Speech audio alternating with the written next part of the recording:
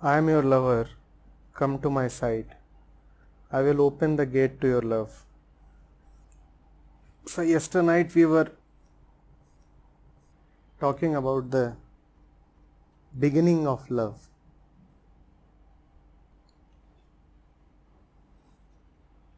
How does love begin?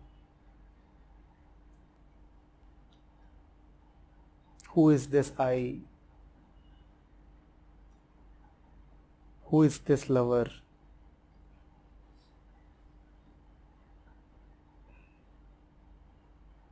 What is Rumi saying?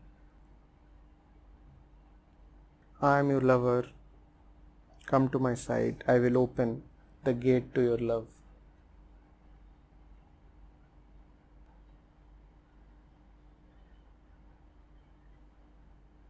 Love is your very being.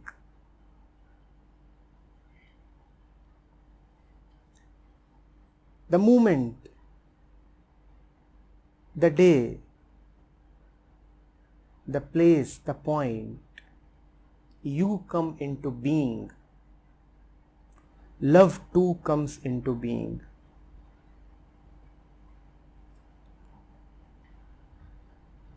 You cannot be without loving.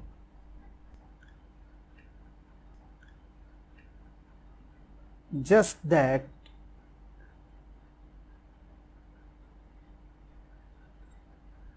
you do not know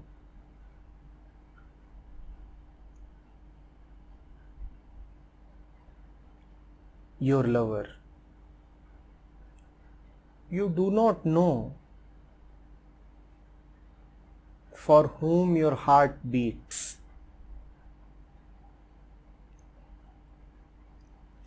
You know somebody calls.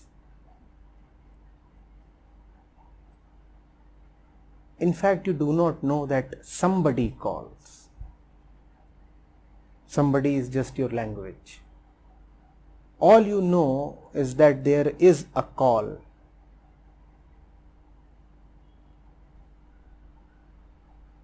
And you do not know what that call is all about. You have been experiencing that call since ever. It pulls you. All your movement is dictated by that call.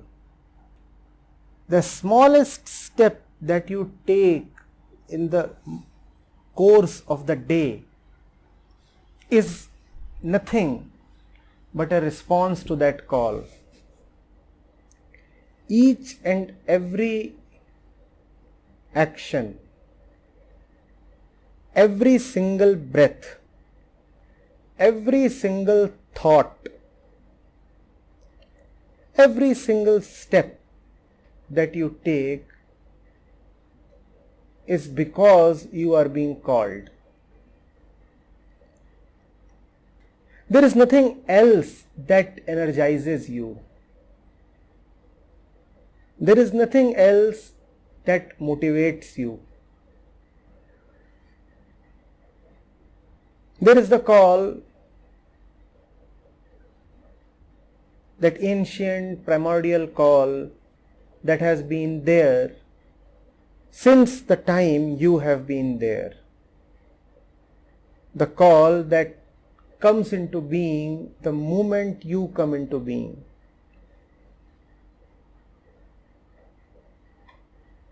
The call is there and you are there, and it has a strange, miraculous charm and pull. It's a music that you do not understand. Still, its enigma has a mystery that connects to your heart. You are powerless in front of it. You are helpless and you are pulled. But you do not know what is pulling you. So then you enter a strange situation. There is something that you want, and everything that you are doing is just to get that something, but you do not know what that something is. Your situation is like that of a woman who is being called by the flute of her lover, and the lover is distant, very, very distant. But the call is close, very, very close, present all the time. The music is calling and she is going in the direction of the music, and in between she meets a shopkeeper on the way, and she thinks this shopkeeper might be the one playing the flute.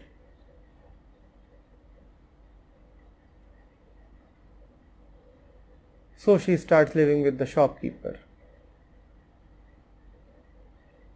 No, obviously the shopkeeper was not playing the flute. The call is coming from somewhere else. The result is disappointment. And so after some time she again sets off towards the lover who is calling. And this time great scenes and pictures and landscapes await her. She thinks that maybe the call is arising from here. She does not know who is calling, so she can only guess and attribute. Maybe he is calling, maybe he is calling. He might be my lover. Maybe my restlessness will be quenched by being there. And in this way, the woman is roaming here and there, and it's an infinite land.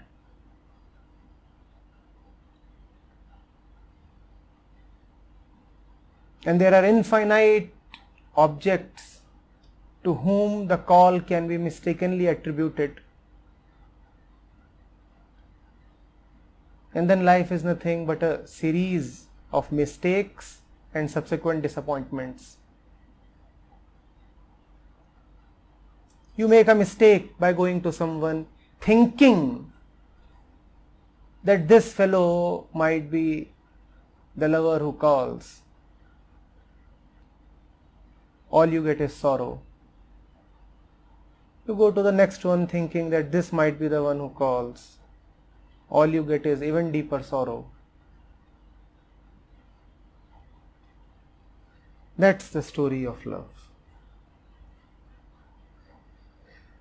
Love is your being. Love is your breath. Love is your energy. Wherever you are going, in whichever direction,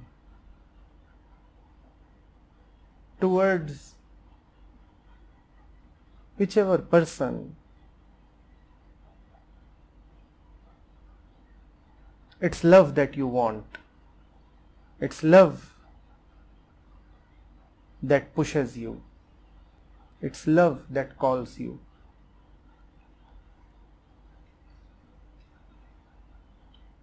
Now what is Rumi saying? Rumi is saying, I am your lover, come to my side. I will open the gate to your love. Strange words. He is saying, come to me first and then I will open the gates for you. Now what kind of statement is this? If I have already come to you, then what is the need for opening any gates anymore? But Rumi is saying that. He is saying, I am your lover, come to my side, I will open the gate to your love.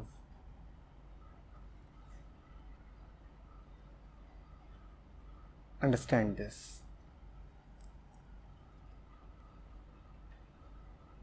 the one who calls is not a body, is not a person, is not an entity.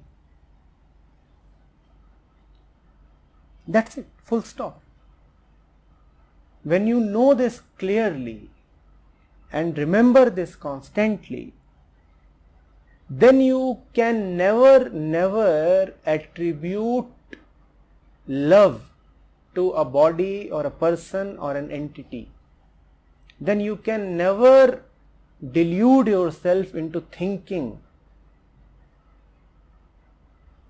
that an object, a name, a person, a body is what you want.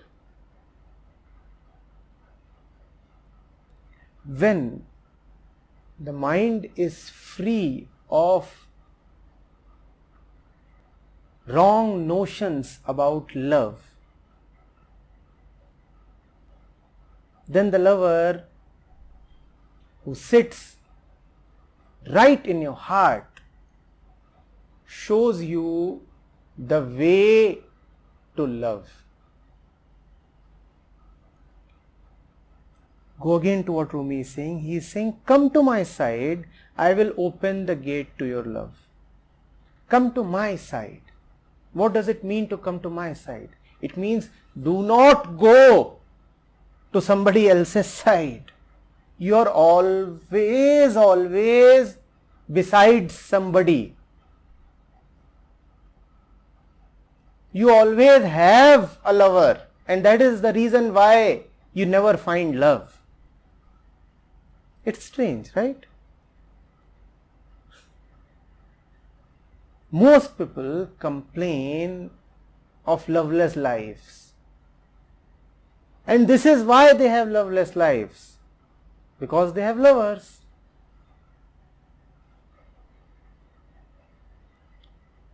Till the time you have a lover, you will never find love. When you stop having a lover, when you see the foolishness of hankering after lovers, then the gate to love opens. Then the real lover, sitting at your center, opens the gate to love. Now love is independent of lovers once that gate is opened. Now love is something within you.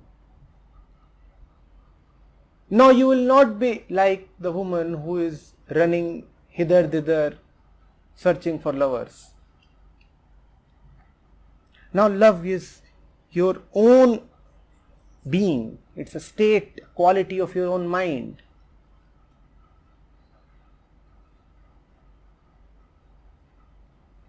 Now you can say that you are the lover you had been looking for so far.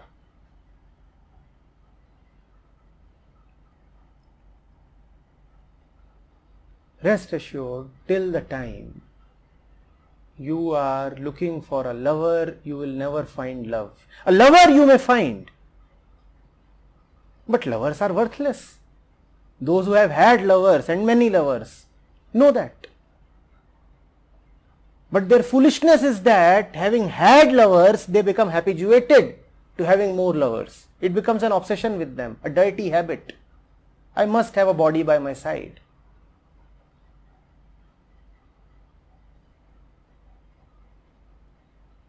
Get rid of the promise of lovers and you will get love. Rumi is saying, I will open the gate to your love. I will open the gate to your love. You will not be then able to say that you love X or Y. But then you will be able to authentically say, I love. Not X, not Y, well, not Z either,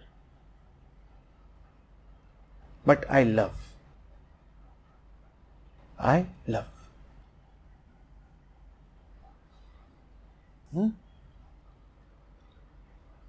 You know, hearing the words of truth can have only two effects upon you. Either you will feel deeply light and blissful, or you will be scared. It depends on who you are.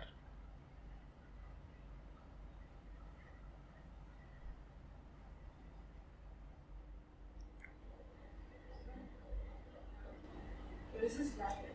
Work is love-made basically. So, what is work? We talked about it.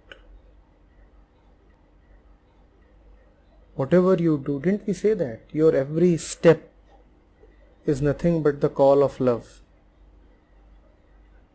But the question is, are you able to understand that call?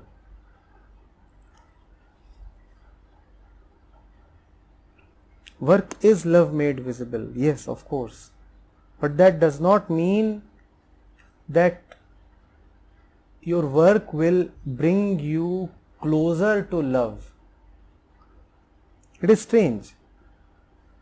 One works because of the call of love. Otherwise, there is no reason to work. And work does not mean paid work. Every single work. Even this act of asking a question is work. Breathing is work.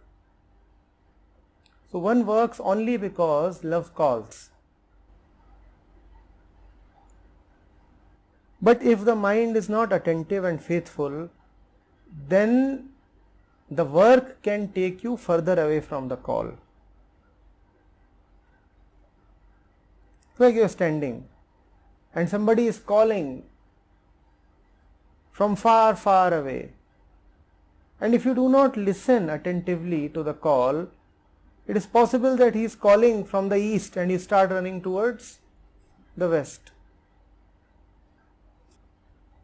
But still, even if you are running wrongly, your running is because of the call. So work is love made visible. Your running is the call made visible.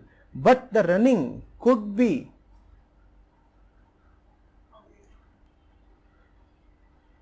we are smart people. What happens is, not that we do not know from where the call is coming. You see, it's like this.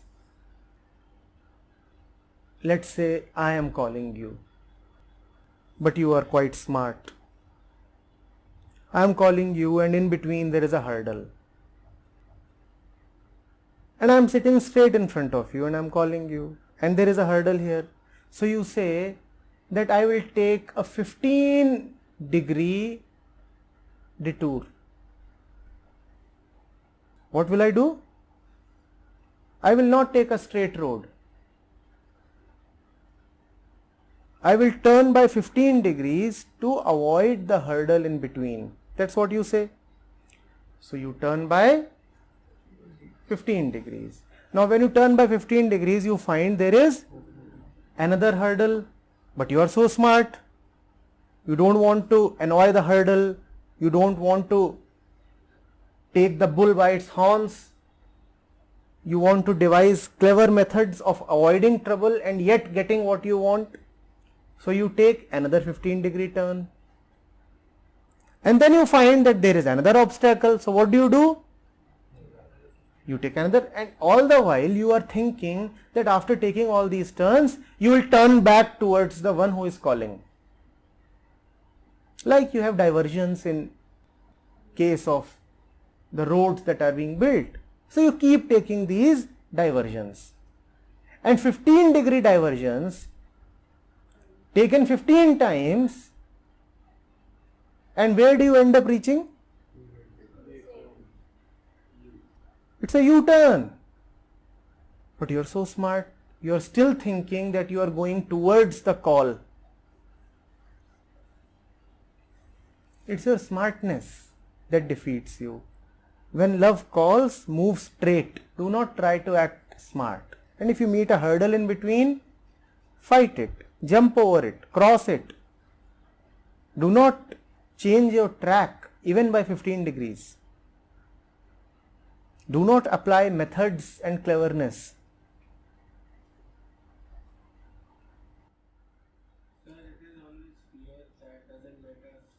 face the hurdle or grab the bull by its horn, and always the greed too, because you want to enjoy something at that moment, not really attain to that hurdle. And is this promise that in the future I'll get over this habit, the mind will always remain in fear and greed. When the obstacle comes, then obviously you take a diversion because you feel incapable of overcoming that hurdle, right? So let me give you a small mantra. Why did you come to the obstacle?